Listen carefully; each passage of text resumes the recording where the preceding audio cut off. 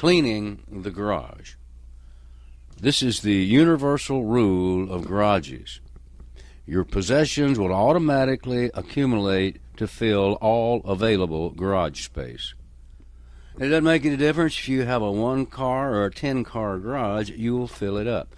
Fact, most people still have unopened boxes in their garage from their last move.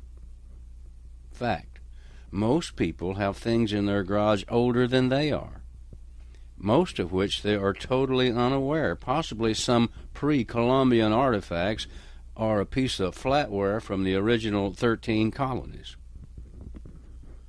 Usually I try not to look in our garage. I quickly park the car into the house, averting my eyes from the inscrutable stacks of odds and ends.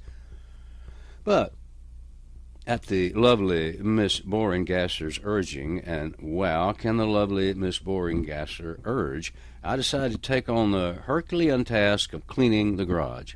And today's the day. Screwing up my courage, I step through the door and survey the scene. It's like entering another world, a scene from an old Vincent Price movie. Even during the day, the garage is dim. Dark, dusty shapes line the wall, and there are dozens of shelves, some filled with misshapen cartons, some old tools, some with strange, unrecognizable items, and the empty eye sockets of my skull collection stare down at me, mocking.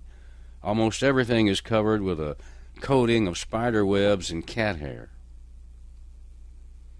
I feel thousands of eyes on me. My every move is being watched.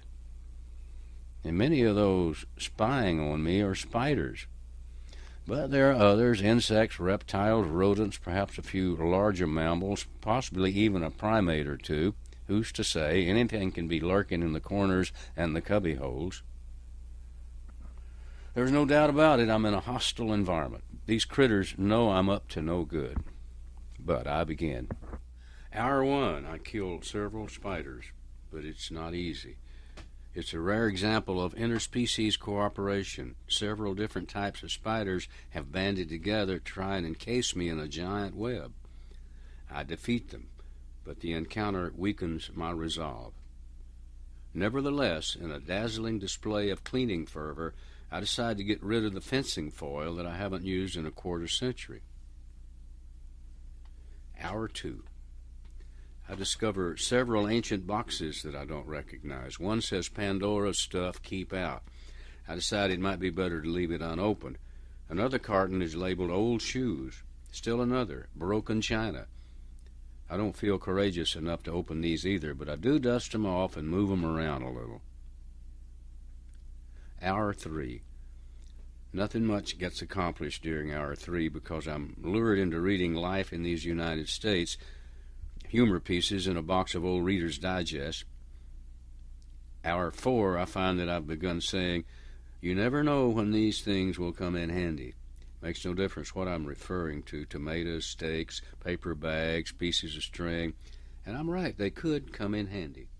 But this attitude definitely hinders any massive purging, and to maintain my self-respect, I throw out a large box labeled oily rags.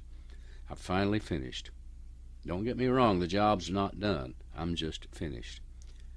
Oh, I know there are people out there with immaculate garages, with a place for everything and everything in its place, with tools all hanging daintily from hooks on pegboards.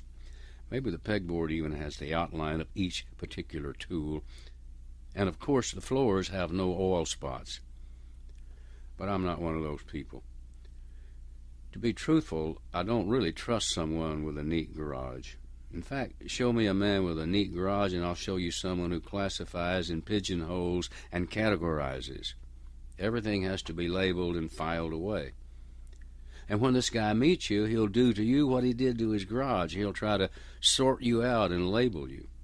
To him, you're not a unique combination of talents and shortcomings, likes and dislikes, all blended together in a rich, diverse personality. Instead, he'll see you as a bleeding-heart liberal or a yellow-dog Democrat or a dyed-in-the-wool Republican or a dumb redneck. And if you feel that you yourself have a tendency to be judgmental and to label people, it's not too late to do something about it. Stop cleaning your garage.